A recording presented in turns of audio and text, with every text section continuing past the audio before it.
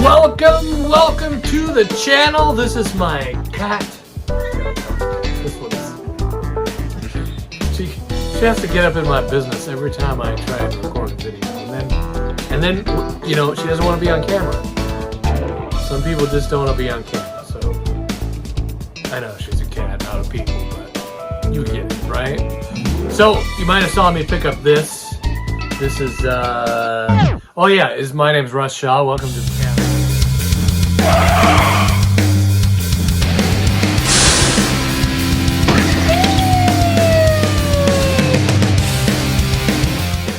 This is stuff we got around the Seattle area over the weekend.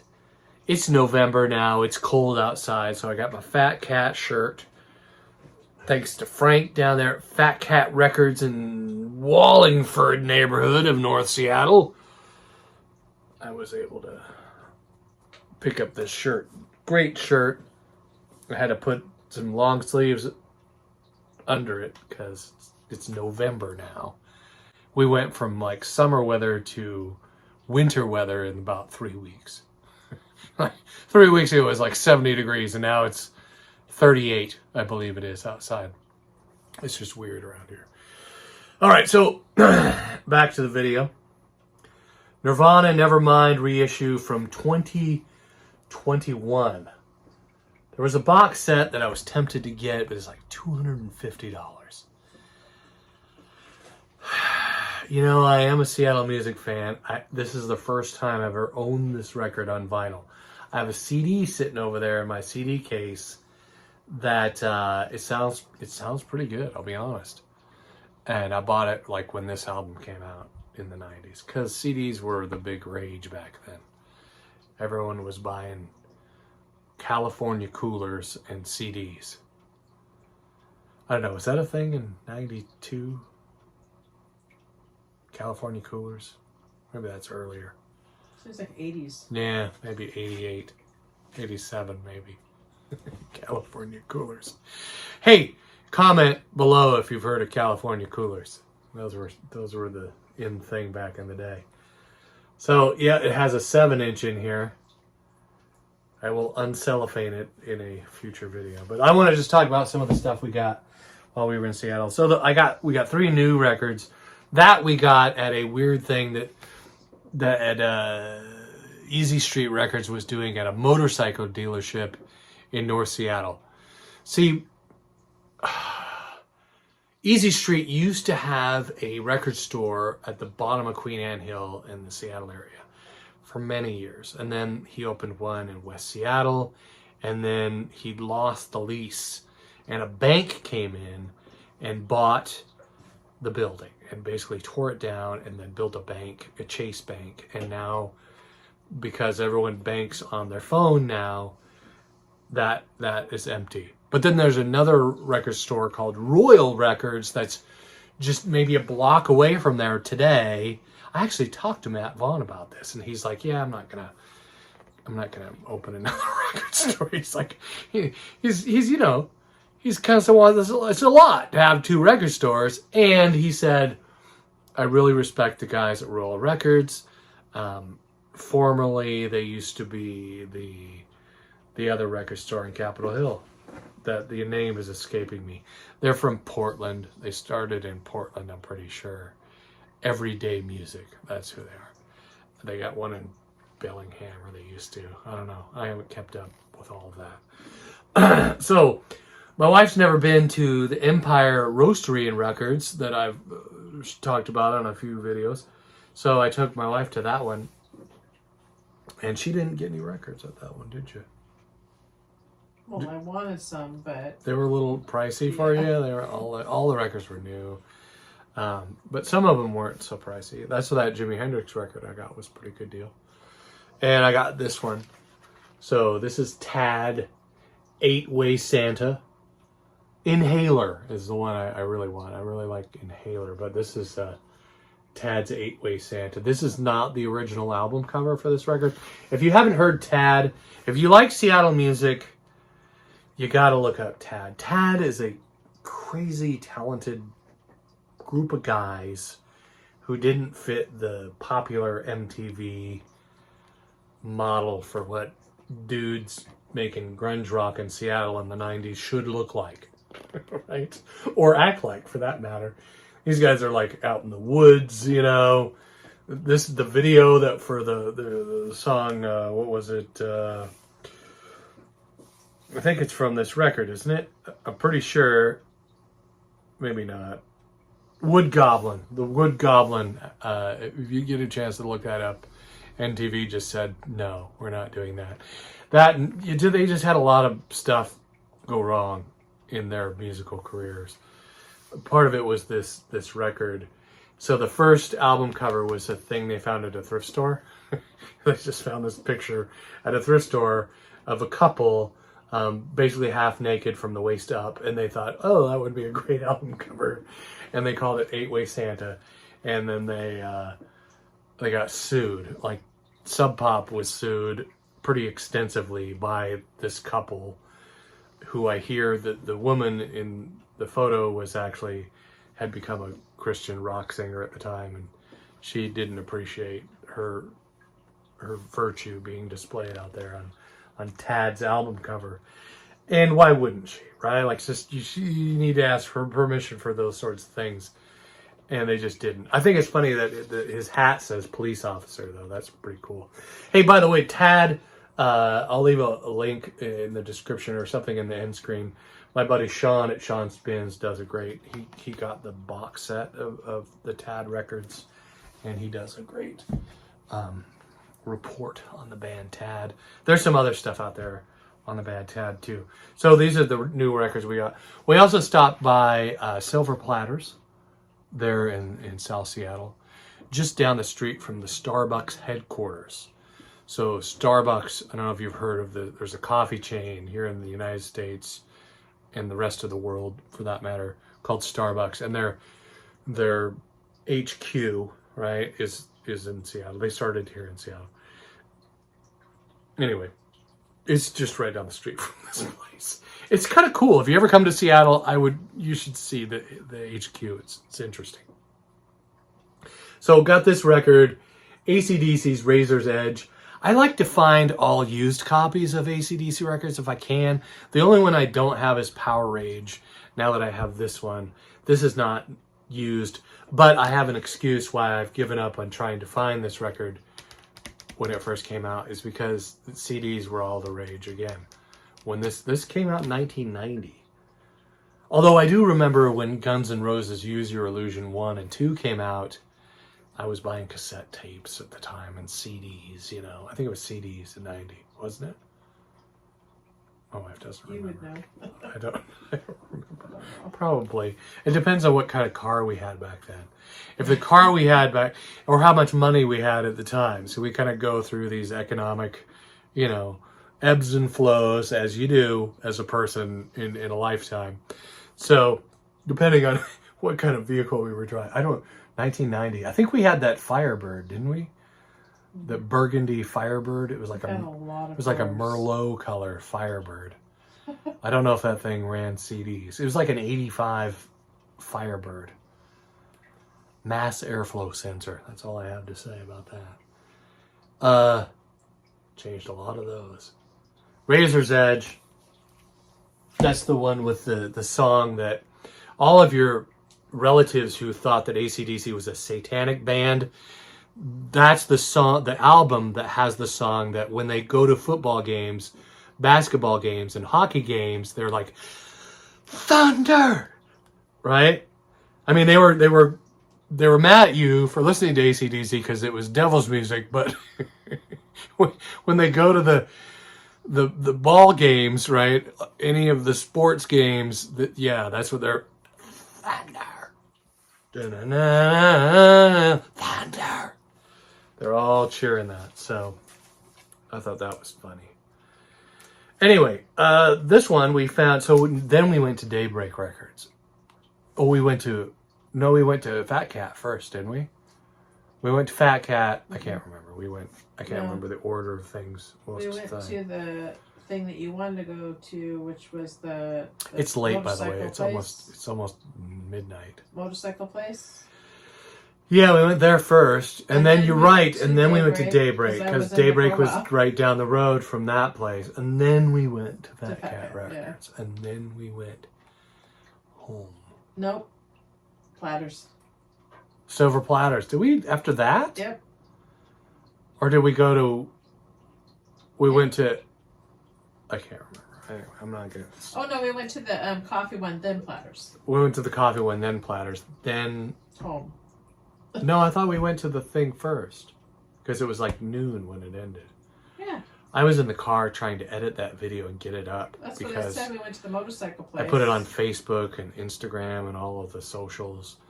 And I was just trying to get people to come to their thing because there was no way. Like, we were the only ones there that actually were interested in records and not motorcycles. And then there was guys that had beer there that was free beer. And that was the beautiful thing. I'll leave in the description at the end thing. End screen. This record got used for $20. It's in incredible condition. And while a lot of you may not know who Big Brother and the holding company is, this is kind of cool because they're sort of like, I don't know if you remember the Flowers record, Rolling Stones. I don't know what they're doing here, but it's kind of like the same. Big Brother and the holding company. It's kind of cool. All these dudes are like, oh, we're the Big Brother and the holding company, you know. Sounds very manly, right? There's one name you will probably remember here. Vocals, there's a young woman who was on this LP called Janis Joplin. So this Janis Joplin right there. And I'll be honest, that's why we bought this record.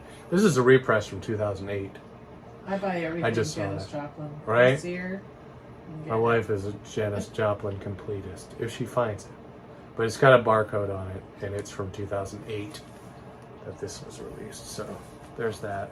I don't know that much about. I'm probably going to be, right? I'm trying to be trolled on by someone in the vinyl community about Big Brother and the holding company, but I don't care.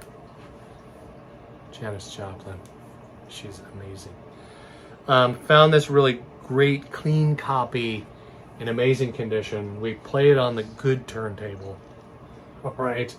This is Bob Seger and the Silver Bullet Band, Stranger in Town. It's got all the great tunes on it, you know. Hollywood Nights, all the old time rock and roll song, you know.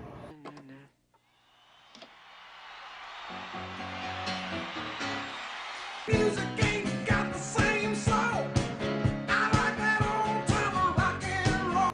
That whole thing with Tom Cruise skating on the floor. That whole thing.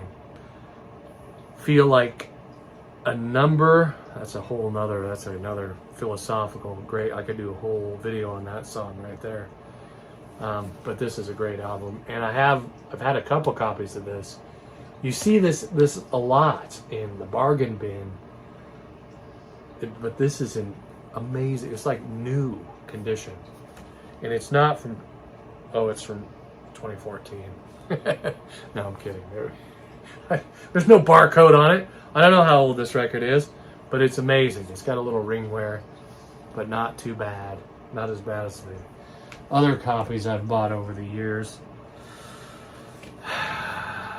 Oh, we got this one at Fat Cat Records. Reach the Beach by The Fix. Another 80s kind of prog, I guess you could call. New wavy, proggy band. One Thing Leads to Another. That's probably one of their the biggest tune on this record that I remember playing a lot back in the day. Boogie with Canned Heat. This is another one that was in really excellent condition. I think I pulled the sticker off it. This was at, did I get this at, I think I got this at Daybreak. And the wax on this is just in beautiful condition. So I like that. Good deal on that. This is the Police Synchronicity.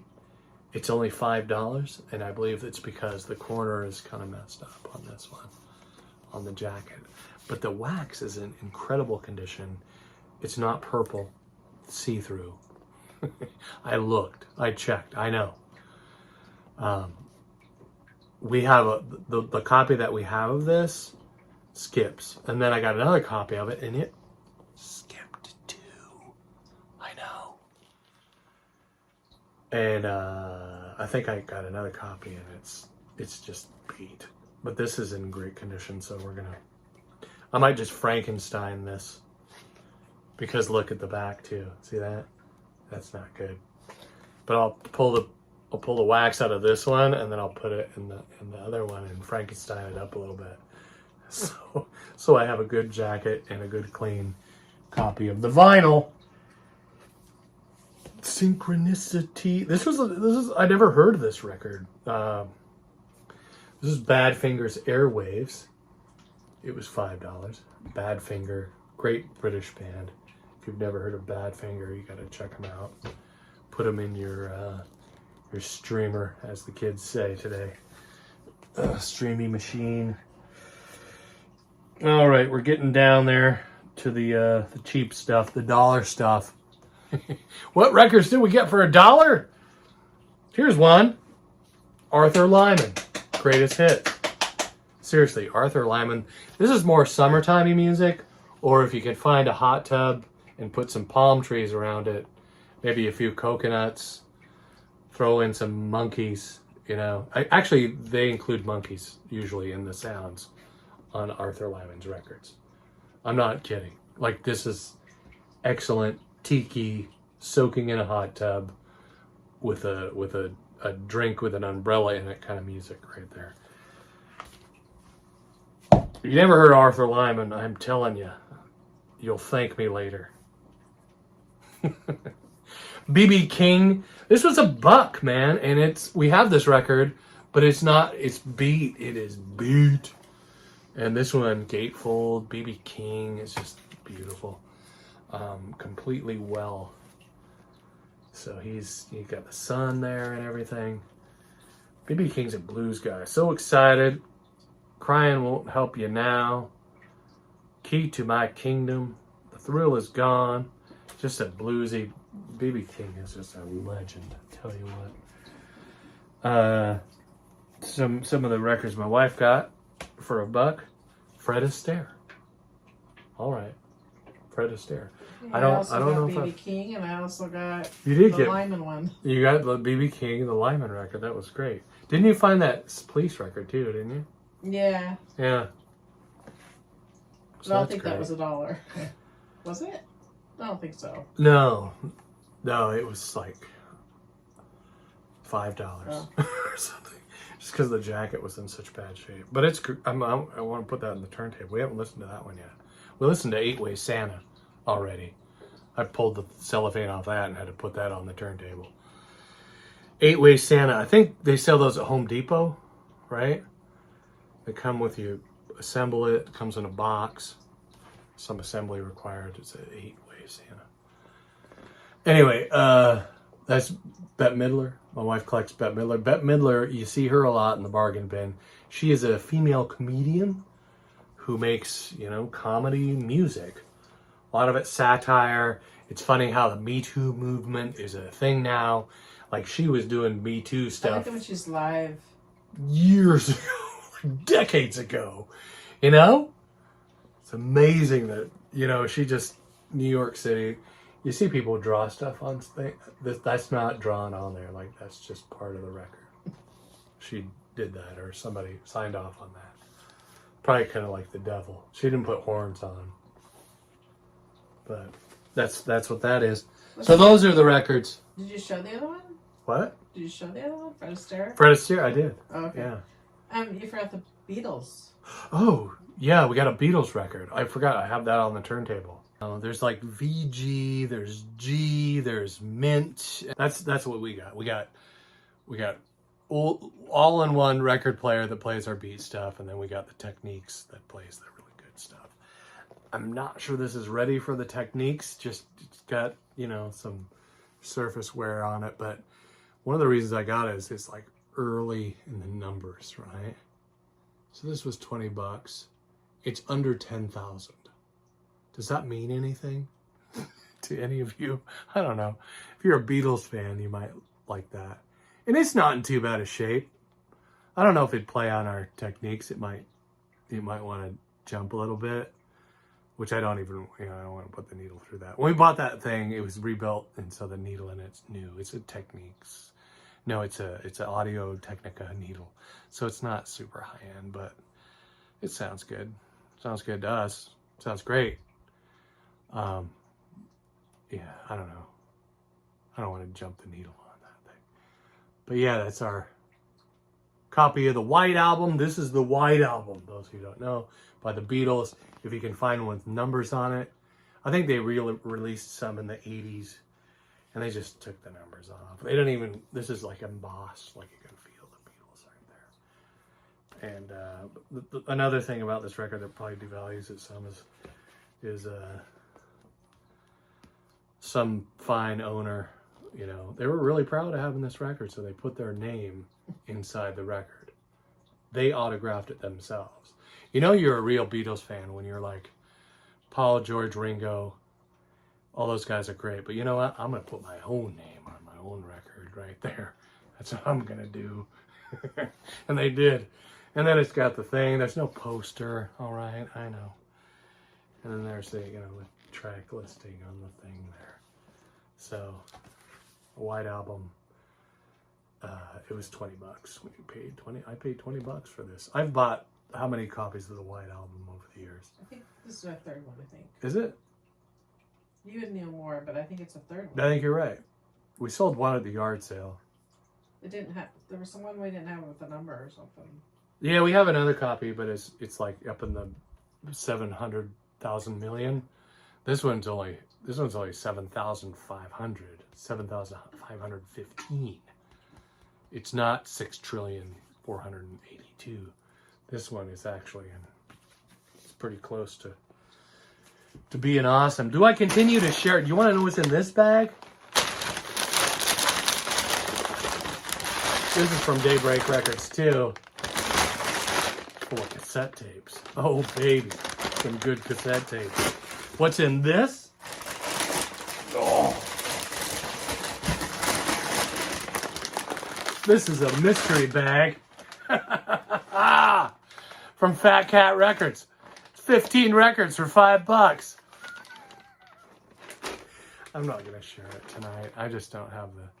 You have to wait to see this. Got a lot of stuff, but thanks for watching.